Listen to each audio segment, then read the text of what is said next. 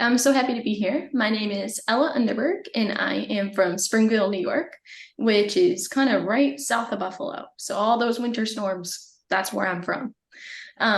So I graduated from high school last summer, and I joined FFA when I was in sixth grade and started serving as a chapter officer starting in seventh grade, and then moved up to district president my senior year, and now on to state president. So I come from a long line of agriculturalists. My grandparents run a dairy farm. I have an uncle who runs a maple farm. My mom is the head of the Erie County Agricultural Society. So it was no surprise that I would find my way into the agriculture industry, and more specifically inside of FFA. I had an aunt serve as a state officer, and now that's where I am. What really pulled me into FFA was just kind of the family that it creates. So I come from a giant family within myself. I have 14 aunts and uncles, 54 great aunts and uncles, and over 500 cousins. So I love putting myself into scenarios that kind of replicates that giant family. And FFA was just a natural fit for me. So, growing up, I didn't grow up the traditional ag kid way, as some might say. I didn't grow up on a farm or on a ranch. I grew up hunting and fishing and just being outside with my parents. That's what I love to do. I love to just be outside, whether it was catching grasshoppers, casting a line, or just sitting up in a deer stand, whatever that looked like. So going into my freshman year, I knew I wanted to be a veterinarian, but I just had no idea how I was going to get there. I didn't know what classes I could take that could get me to that level.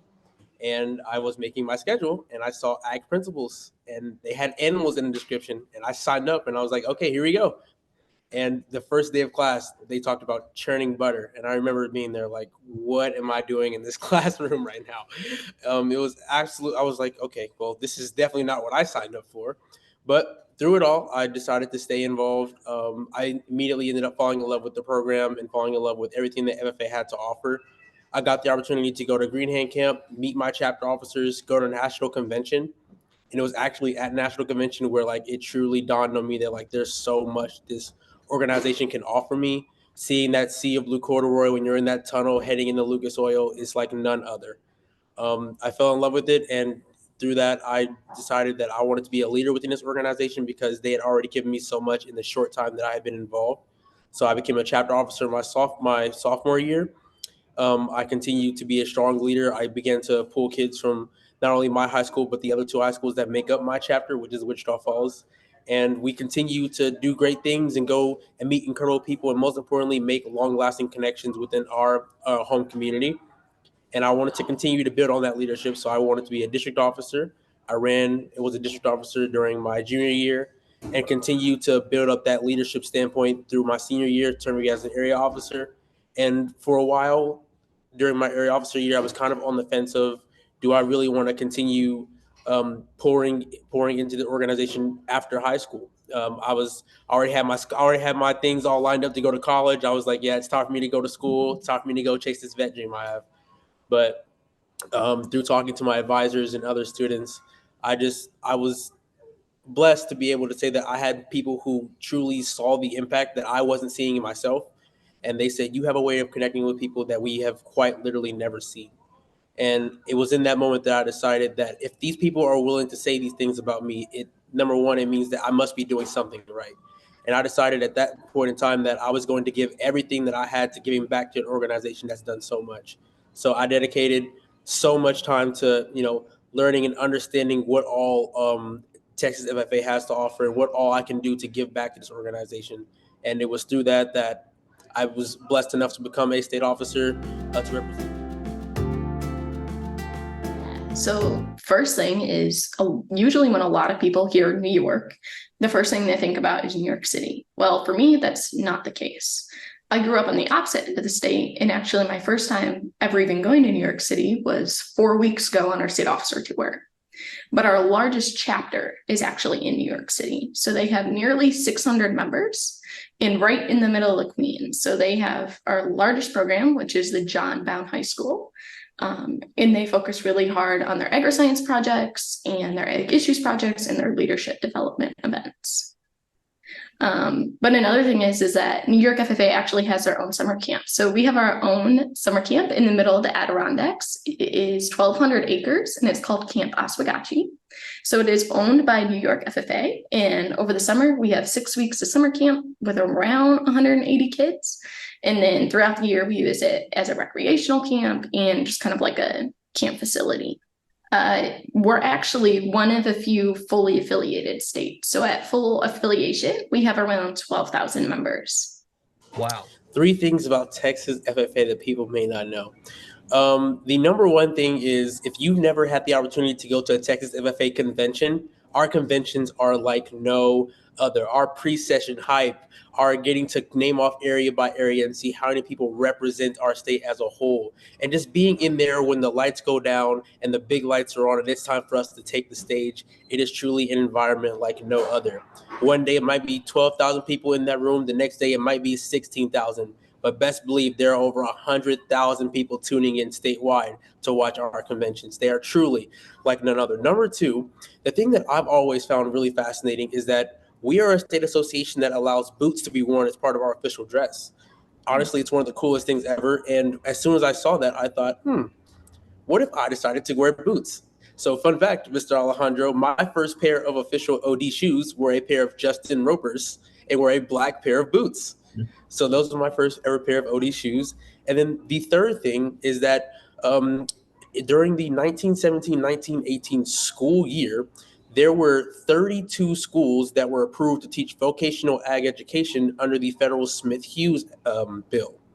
For those of you who don't know, the Smith-Hughes bill was a bill that was passed that allowed pre-collegiate ag education to be spread with certain states, depending on if they wanted to approve it or not. And in that year, there were 32 schools that were approved to teach vocational ag, though we know it as just ag education. So New York actually ranks second in maple production behind Vermont. So I've worked on maple farms growing up. That was my first job as a 12-year-old, was working on my neighbor's little maple shack. We rank second in apple production behind Washington, but New York actually produces the most variety of apples than any other state in the country. And then New York actually ranks 4th in dairy production. So even the county next to me has more cows than people in it. And the majority of New York agriculture is actually family-run farms. So we are home to over 33,000 family-run farms. I'm happy to say that I at least know a couple of them. And a really cool fact that I actually just learned about when we were on our state officer tour in New York City is that starting in 2014, New York started the Billion Oyster Project. So that's working with New York City communities to restore the New York City harbor. That wiped out the oyster reefs in 100 years. So there's a school called the Urban Assembly of New York Harbor School, and it's a high school on Governor's Island. So these kids take a ferry to school every day. And I was talking to some of the students, and it actually takes some kids around 2 hours to get to school every morning. And they have 7 different career and technical programs that they can apply in to be in throughout the school. So they range anywhere from aquaculture to vessels and professional diving and sustainability. And they're working with the Billion Oyster Project to teach students how to raise, produce, and release oysters to help restore the harbor. So the first one, going back to what I had stated, 86% of the land that we use is for, in some form or fashion, production agriculture. That could be something as simple as someone growing cotton out in the panhandle, or someone or a chapter, local chapter, having a owned and operated greenhouse operation. 86% of the land that we use here is for ag production in some way. The second thing I thought was interesting is that our state's dairy industry accounts for over 12 billion pounds of milk each and every single year. That is in case you don't know, that is a lot of milk, people. That is a lot of milk that we produce every single year right here in the great state of Texas. The third thing is that we are the largest producer of mohair in the country, according to the Texas Mohair Council. I'm not gonna lie, I had no idea what mohair even was before I had to go do my research and find out about it. But learning what mohair is and learning about not only that, but the Texas Sheep and Goat Association, I learned so much about the actual production ag and the actual livestock industry that we have that's very alive and very vibrant here in our great state. Yeah, so National Convention is definitely by far one of my favorite events of the year. So I've been a pretty active member starting in sixth grade. So this is actually my 8th year going to national convention. So I have a lot of experience under my belt.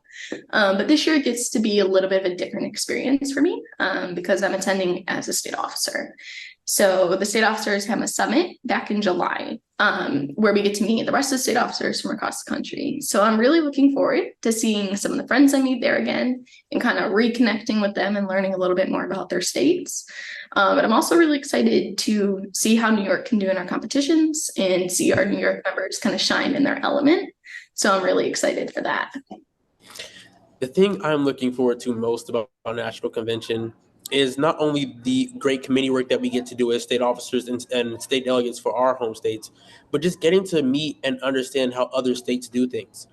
I know that so far on my travels across the great state, getting to go to the different areas that we have around Texas has been such a culture shock for me, because the way that we do things in Area 4 might be completely different between the way we do things in Area 11 or Area 5. So getting to see how different states do things is very, very interesting. So understanding the different cultures, the different practices, and the different ways that they have fun out there in their home states is something I'm definitely looking forward to. Truly understanding and connecting with each member, with as many members as I can while I can at national convention.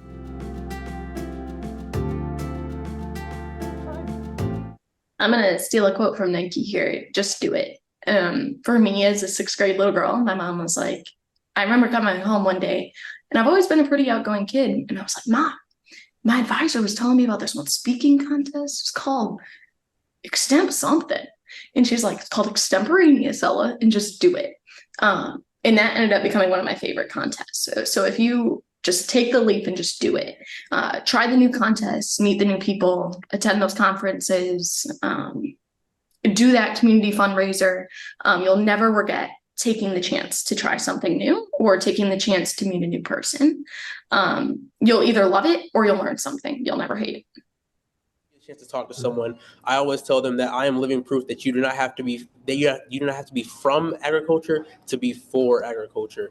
I'm someone who didn't grow up with an agricultural background like many other people that I know, but it was through getting involved within my ag principles class and taking advantage of all the opportunities that this organization gave me that I was able to truly grow and immerse myself with everything that this organization has to offer. So maybe you're a student who just wants to be a better speaker. Maybe you're someone who just wants an excuse to get out of going to class sometimes. Our organization offers opportunities for you to do all that and offers so much more.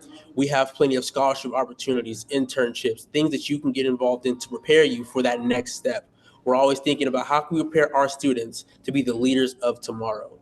So if you want to prepare your kid, maybe you want to prepare your siblings and give them an opportunity to truly grow within themselves and learn things now that they're actually going to be able to apply in the future, we strongly encourage you to take the chance and get involved within our organization. We have a seat at the table just for you. Love it. For me, it's just go learn things that you know absolutely nothing about.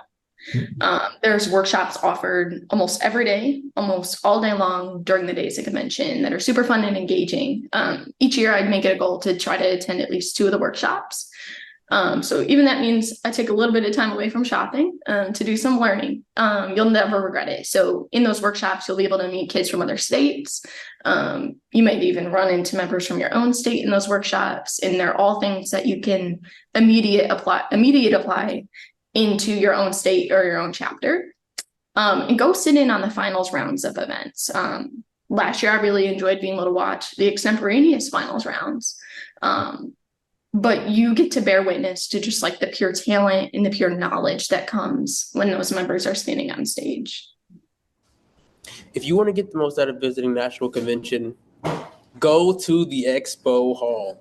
Go to the expo hall, go to those college booths, go see everything there is out there.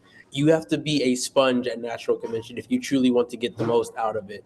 So that means maybe taking a bunch of different things home and maybe overpacking that suitcase just a little bit. It may bust, it may not, wherever the case may be, you have to be a sponge at National Convention. There are so many different things for you to go to, so many things that you can see, and so many interesting industry professionals to learn from. One of the beautiful things that I loved about my time at National Convention was that I was able to talk to all these different people who offered all these different opportunities. And I was like, I didn't know that was a thing. I mean, coming from Texas, we have a bunch of different opportunities, but going to national is just like a whole new world. So my advice would be to be a sponge at national convention. Bring a notepad, take notes, talk to other people from other states, keep up with them after national convention. Truly take time and enjoy every second.